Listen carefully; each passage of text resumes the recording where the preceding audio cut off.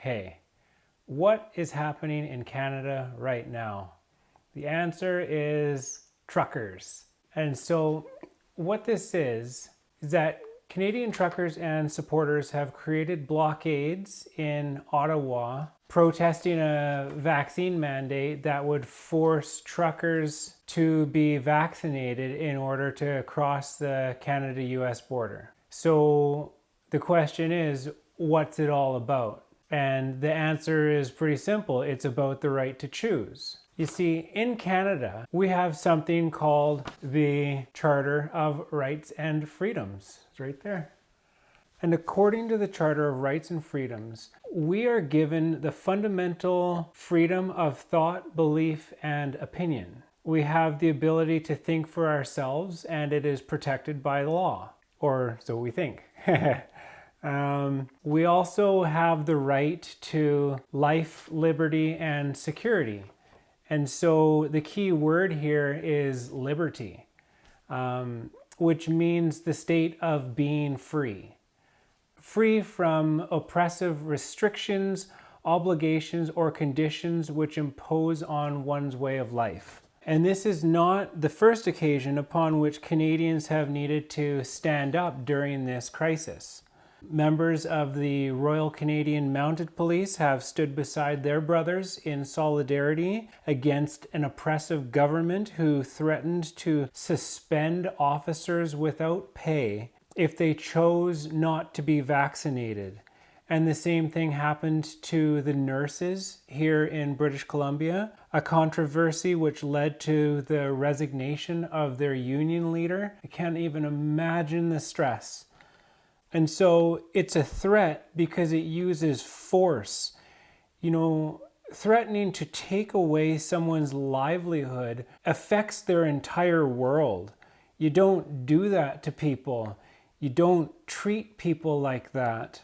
You know, this isn't even about whether you're vaccinated or not. It's about not forcing someone to do something that they don't feel comfortable doing, just because they haven't come to the same conclusions that you have. Now, this is a protest. It is designed to disrupt a machine which is doing harm, so that somebody, anybody, the government, the world will take notice, so that you can't just look away. And it's saying, look at what's going on here. This is not what we stand for. This is not who we are. And it's not like we like this. You know, to protest, it is the worst. It is an absolute shame that it has come to this. But this is what people do when they don't know what else to do.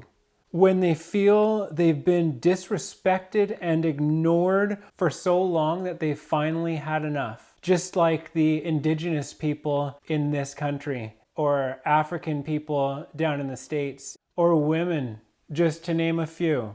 You know, there's a lot more, of course. You know, it makes me sick to my stomach. As a Canadian, as a human being, as a person with a heart and a conscience, that anyone is ever treated as a second-class citizen of Mother Earth. We're all in this together. And whether or not I agree with this protest, with this method of action wholeheartedly or not, I will say that it is nice to see people coming together for a cause, supporting each other in solidarity, because there's certainly already enough division.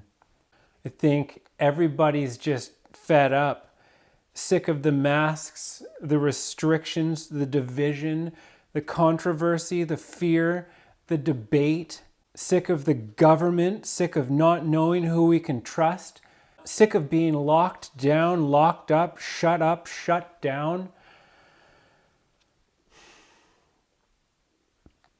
So there is this poem written by Martin Niemöller after the Second World War, which deals with themes of persecution, guilt, and personal responsibility. It goes something like this.